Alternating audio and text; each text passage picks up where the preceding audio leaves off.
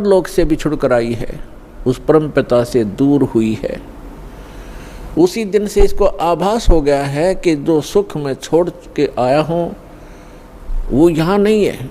उसकी खोज में फिर ये अपनी अटकलबाजी से जीव सोच से सोचने लगता है, प्रयत्न करता है। जैसे कोई निर्धन है, वो सोचता है कि धनवान सुखी होंगे, धन में सुख होगा। और धनी व्यक्ति को स्वप्न में भी सुख नहीं होता।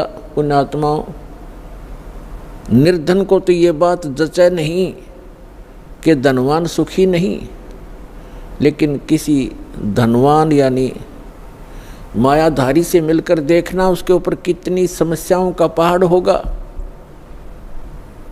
आप सोच भी नहीं सकते। जहाँ माया है वहाँ शीतलता नहीं हो सकती, जहाँ भट्ठी अग्नि की तप रही हो वहाँ शीतलता नहीं हो सकती। ये माया अग्नि की भट्ठी है, इसके निकट बैठकर प्राणी कभी भी शीतलता महसूस नहीं कर सकता। धनी व्यक्ति सोचते हैं कि राजा लोग सुखी होंगे। राजा को सुख स्वप्न में भी नहीं होता। आपको ऐसा लगता है जैसे इसके आगे पीछे बड़ी सेना चलती है, बड़े बड़े अधिकारी सलूट लगा रहे होते हैं, ये महासुखी होगा, कारों में चलते हैं। सपने में भी सुख नहीं है इनको, क्योंकि हमने सुख का पता ही नहीं जो सुख होता है। राजा लोग समझते हैं कि ऊपर के ये देवता लोग सुखी होंगे स्वर्ग आदि में। स्वर्ग के देवता सोचते हैं इंद्र सुखी होगा, जो देवराज है, देवताओं का राजा है। और देवराज सोचता है कि ब्रह्मा विष्णु महेश सुखी हैं। ब्रह्मा विष्णु महेश कहते हैं हम स्वप्न में भी सुख नहीं हमारे को।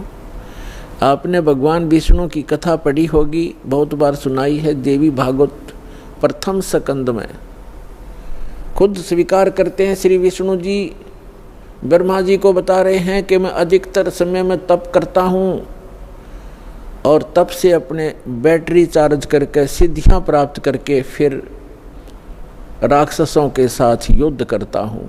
कभी मुश्किल से कोई समय मिलता है तो लक्ष्मी के साथ सुखपूर्वक समय बिता पाता हूँ। तो खाक सुख है यहाँ पर।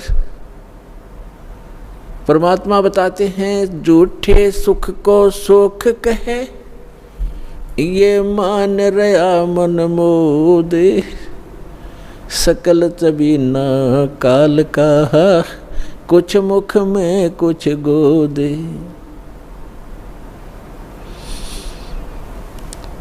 इस झूठे सुख को सुख कहे, ये मान रहा मनमोद। कौन से झूठे सुख को? एक व्यक्ति बता रहा था कि मेरे एक कन्या ने जन्म लिया, जन्म से उस कन्या के गुदा स्थान नहीं था। इसको देखकर मेरे ऊपर पहाड़ टूट गया समस्या का। महा दुखी हो गया मैं। डॉक्टर के यहाँ लेकर गया मेडिकल में।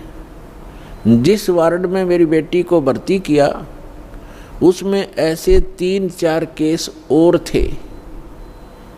तब मुझे कुछ राहत मिली कि मेरे जैसे और भी दुखी हैं।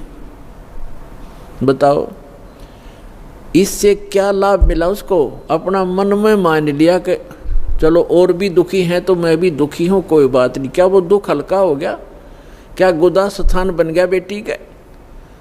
तो पुण्यात्माओं, इसे गंदे लोक में रह रहे हम। यहाँ सुख नाम की चीज नहीं है। हम एक दूसरे को दुखी देखकर उससे हल्का दुख हो या उसके बराबर हो, हम अपने राहत मान लेते हैं। यहाँ कोई विकल्प नहीं है। जैसे एक व्यक्ति के 3 पुत्र थे। एक पुत्र की मृत्यु होगी, बहुत दुखी, बुरी तरह रो रहे हैं, आहार भी नहीं कर रहे हैं। शोक व्यक्त करने वाले व्यक्तियों में एक ऐसा व्यक्ति उपस्थित था जिसका एक ही पुत्र था, वही मृत्यु को प्राप्त हो चुका था।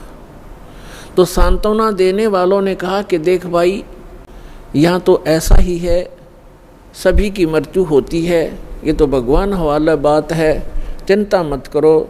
देखो ये भाई बैठा है, इसको देख कर जी ले, इसका इकलौता पुत्र था, उसी की मृत्यु होगी, ये भी तो अपना समय व्यतीत कर रहा है, धैर्य कर। तो तब उस व्यक्ति को कुछ हौंसी आई, हाथ मुंह धोए, कुछ देर में खाना भी खा लिया। अब उसने ये सुख मान लिया कि देख, इस बेचारे का इकलौता पुत्र था और वही मर गया, मृत्यु को प्राप्त हो गया।